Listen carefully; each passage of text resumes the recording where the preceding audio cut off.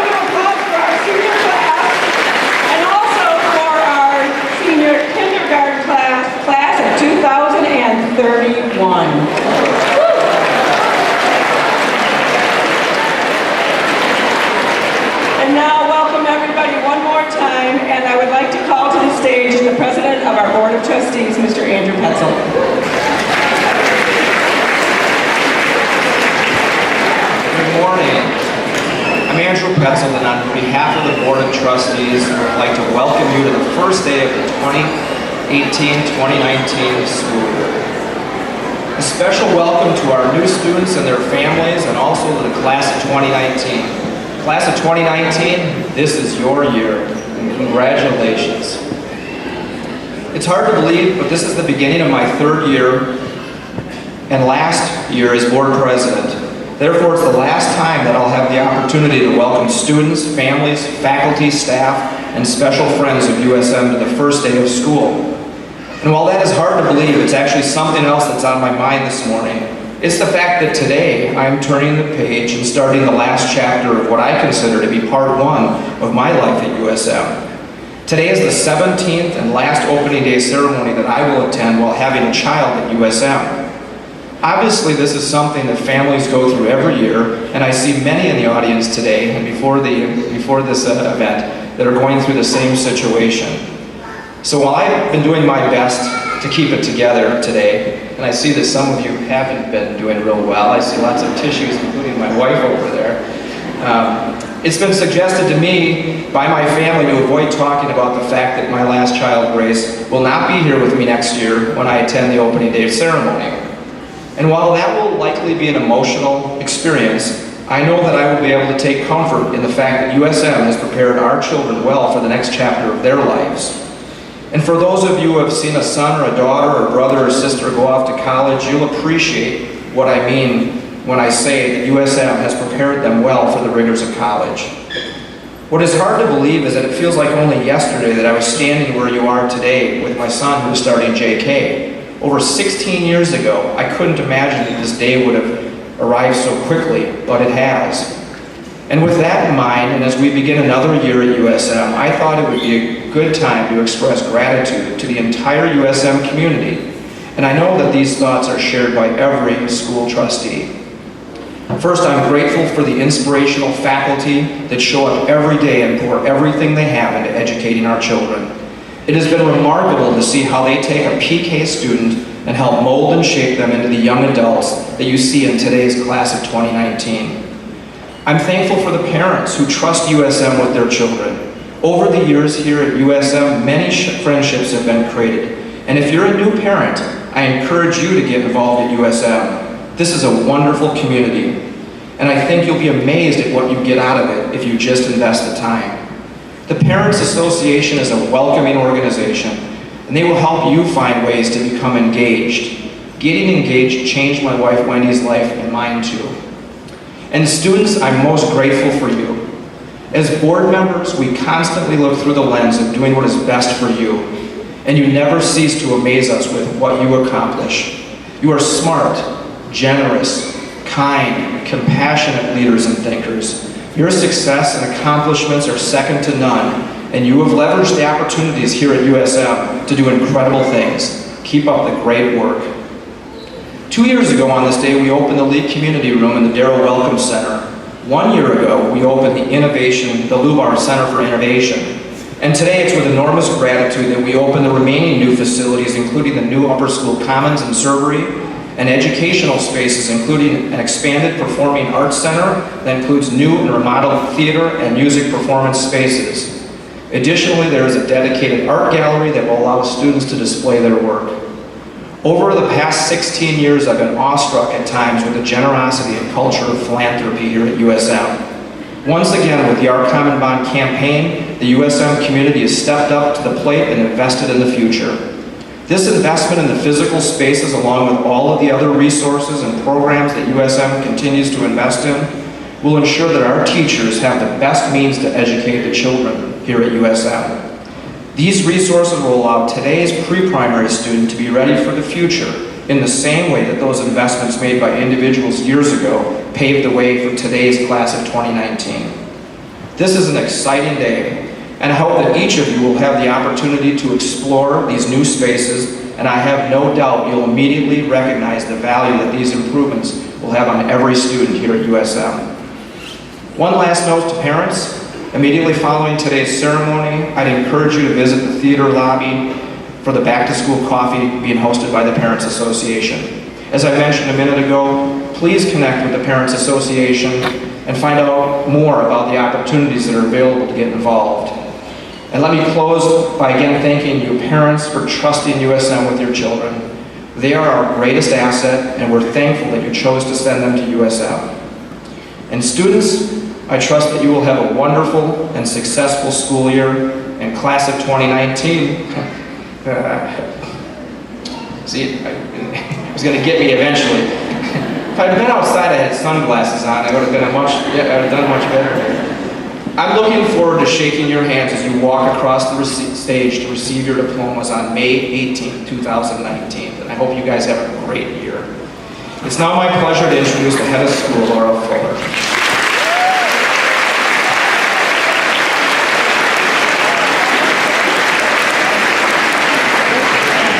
Again, welcome everybody. This is such an exciting time of the year. And of course, we're gathered here in this space, and this is part of our tradition also, but the most important thing is that we are gathered.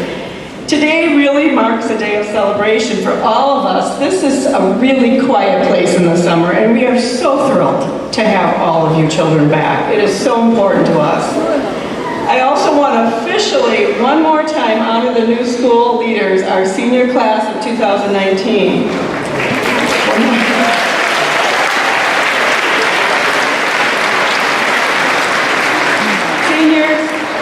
Seniors, you will guide and lead us throughout this important year, your last year at university school. All of the younger students here today, from the kindergartners who are sitting with you, all the way up to the 11th graders, are anxious to watch as you define the class of 2019. You will leave an indelible mark on university school. So think carefully, plan carefully, and ultimately, this will become your legacy. And I also hope that all of the students are sensitive to the fact that, as you already know, we live by a clearly defined code of conduct, the common trust. We have this statement that guides us. It tells us how to treat each other and how to live and work in a community together. There is no better way to start the school year than to remind ourselves that we literally live by the common trust. So I want to remind all of you students how important this is, but the best reminders you'll get is coming up in just a few minutes from the 2019 prefects, who will remind you what it means to treat each other with this year's tenet, and that is kindness. It seems to me that we will have a wonderful year if we can live by the tenet of kindness.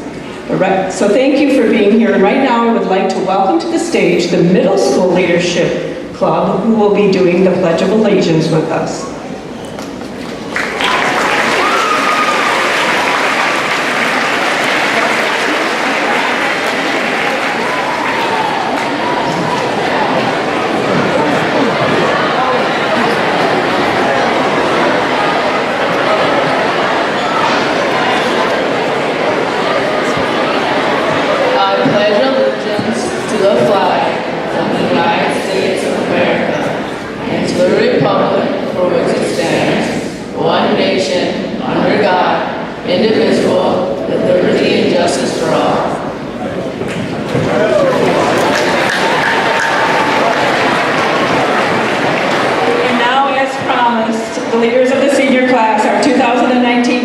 Will share with you stories of kindness.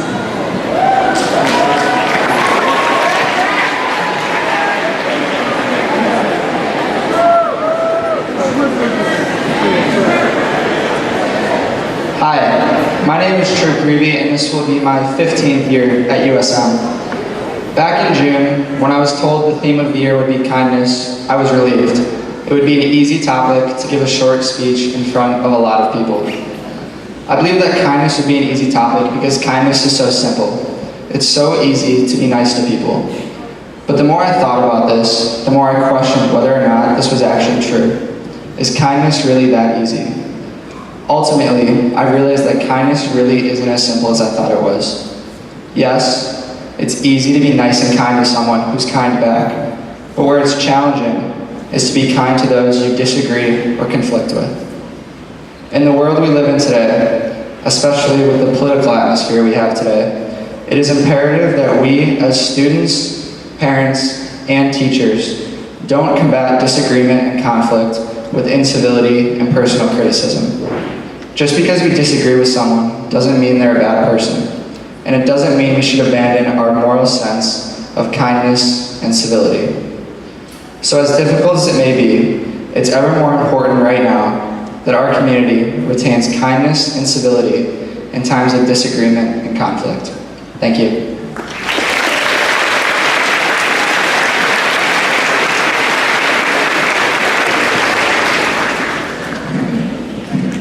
Hello, my name is Jack Lusman. For the last 13 years, I've been listening to these speeches, thinking about what I would say if given the opportunity. Now I stand before you, expected to offer some words of wisdom on the common trust tenet of kindness. Initially, I thought I would offer something lighthearted, but that premise was challenged by an unusual turn of events. One evening this summer, my plans fell through, and I reluctantly found myself at a movie with my mom. Won't You Be My Neighbor? A documentary that focused on the life of Fred Rogers and his television show for children, Mr. Rogers' Neighborhood. Up until 2008, PBS regularly aired Mr. Rogers' Neighborhood, and with the class of 2031 in attendance today, it is safe to say that my grade, the class of 2019, is among the last to be exposed to Mr. Rogers in our early childhood years. So in true Mr. Rogers fashion, I want to focus on the message instead of the production value. Mr. Rogers was unique. He could be considered anachronistic, which means inconsistent with today's culture. However, his message still resonates.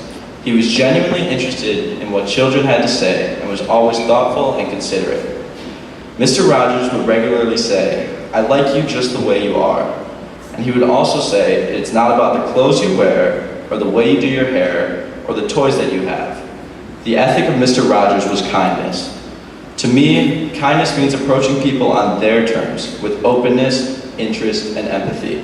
It's about accepting people for who they are, which includes their race, religion, ethnicity, gender, sexual orientation, and mental or physical disability. When you approach a person with kindness, they feel valued. Although it is difficult to imagine Mr. Rogers' show competing in today's clickbait culture, his simple message of kindness, friendship, and tolerance towards everyone is timeless. So I'd like to leave you with a final quote from Mr. Rogers, but I will opt not to sing it. I hope that you'll remember, even when you're feeling blue, that it's you I like, it's you yourself, it's you I like. Thank you.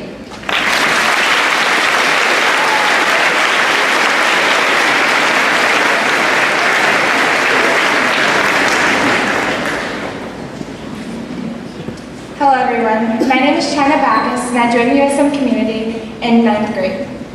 We are raised to follow the golden rule. As I aged, I've noticed the rule seems to grow more and more prevalent. In fact, I hear the ever so common phrase, treat others how you want to be treated, often. By obeying the golden rule, it is assumed that you will undoubtedly be a better person, a nice person, but realize it teaches us to be nice and not kind. In our day-to-day lives, we often use nice and kind interchangeably, but in reality, the meanings of the words are extremely different. The golden rule encourages self-concerned behavior. It's unfortunate, but true. The method urges us to treat people well by teaching us to hope we will be treated in the same regard. We are taught to think about ourselves prior to doing the right thing. This is niceness, still doing the right thing, but with personal motivations. Niceness is controlled by society. Niceness can be self-serving, but kindness, genuine kindness, is inherently selfless. Kindness is derived from the heart. When being kind, you are not looking to benefit personally.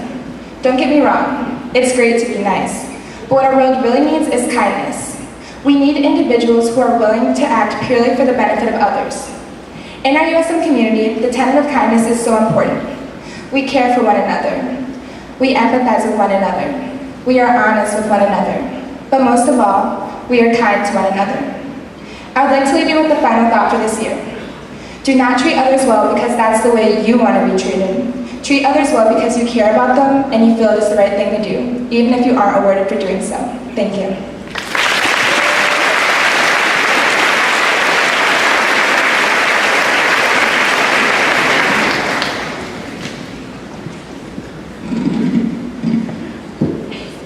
Hi, for all of you who don't know me, my name is Kara Scowland.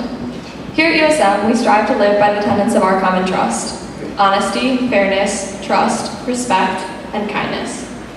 I know, that may seem like a lot to live up to. How can we be expected to always be fair and honest and trustworthy? Most of us are just kids. But kindness in my mind can be so incredibly easy. I believe that everyone has the potential to be kind, and that true kindness does not hold one specific definition. Whether you exercise kindness in a way that seems big or small, you are making a difference that you might not even understand. I was new to USM in 8th grade, and as I went into my freshman year, I was still unsure of my feelings towards university school and the next 4 years of my life. For me, the kindness that I received from upperclassmen and my sports teammates was enough to change my attitude towards what would become some of the best years of my life. It was a small gesture, maybe just a hello in the hallway, a ride home, or an ice cream outing once in a while, but to me, it made all the difference. I want to finish with one of my favorite kindness quotes and something that I have decided to make my motto for my senior year here at university school. It actually comes from the live-action film of Cinderella that I saw with my younger sister a few years ago. Have courage and be kind. But even more than that, I want everyone here today to have the courage to be kind. Have the courage to sit with the new kid at lunch. Have the courage to stand up for someone, even if it means going against what your friends may say. Have the courage to empathize with someone going through something hard, and have the courage to reach out to them. Even the smallest acts of kindness can change someone's entire experience. Have the courage to change the world.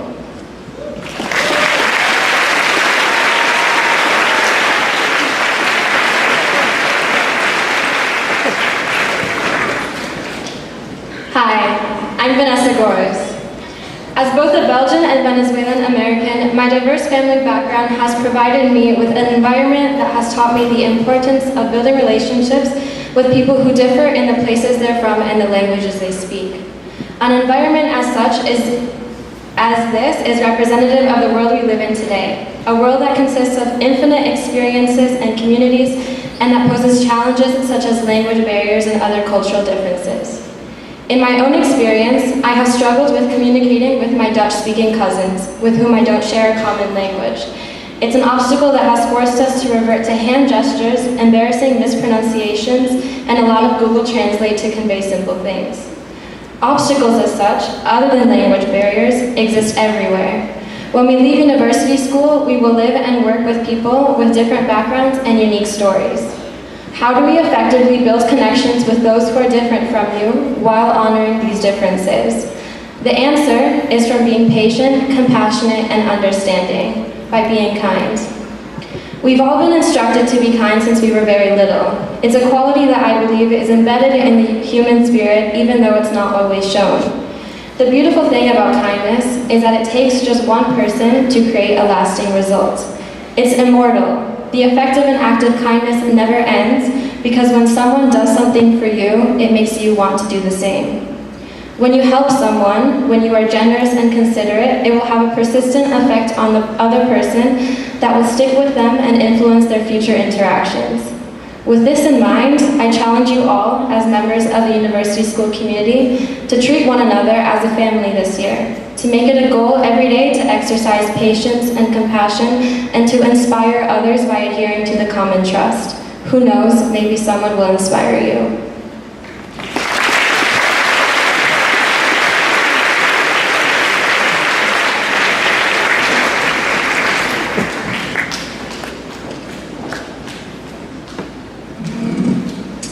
Hey everyone, I'm Joey Wells, and after those 5 speeches, I know you're all absolutely dying to know what I think kindness is, and I'm actually going to tell you because my definition is really good. But first, kindness is a very fluid word. Its definition isn't particularly deep or thought-provoking. It's not very specific, and when you stop to think about it, it's kind of a weak word. We basically just use it when we don't know how else to describe somebody that we like. The lack of specificity and strength to the word kindness doesn't mean it's useless, though. On the contrary, the dullness that we have assigned to the word through overuse and carelessness is an opportunity. Kindness is going to look different to every single one of us, and that is what makes it so beautiful and important. We each have an opportunity to mold our own unique version of kindness, and each definition is as important as the next. But as I said, my definition is really good, so if you end up adopting it after this speech, it's totally chill. I won't tell anyone. For myself, kindness best embodies itself in 2 words: empathy and respect. Being empathetic allows you to understand and, to an extent, feel the problems and emotions of another.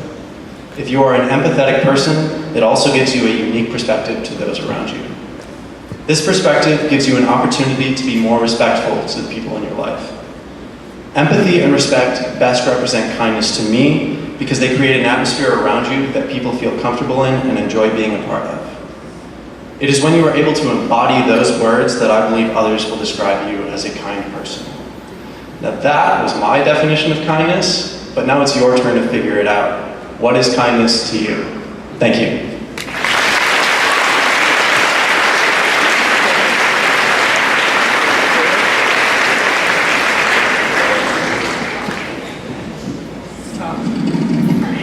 And now if we could have everybody rise as the 8th grade chorus joins us on the stage to lead you in the singing of the alma mater.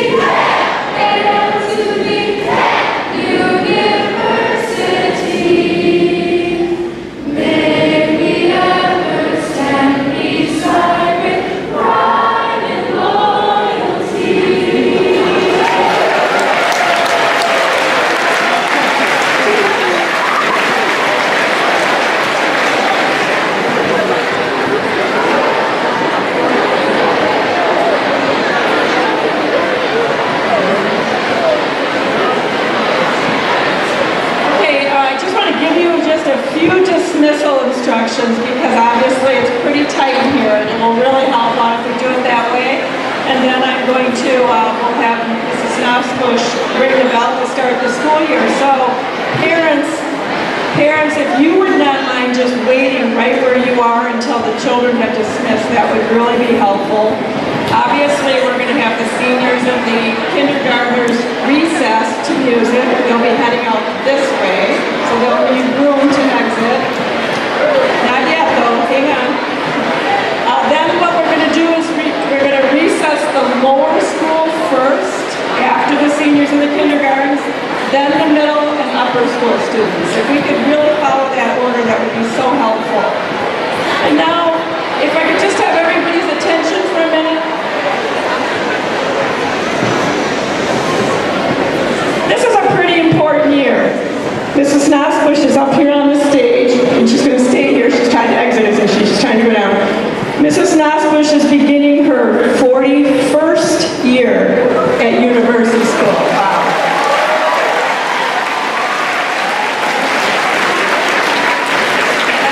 I might get choked up like Mr. Petzl because I'm so sad to say that this will be her final year at university school. So right now, Mrs. Nosbush, for the last time, is going to be ringing the bell to officially begin the school year 2018-19, and we want to present her with just the beginning of what's going to be a big, long, year-long celebration. And this says, Mrs. Nosbush, thank you for 41 exceptionally bell-taught and administrative years, 41.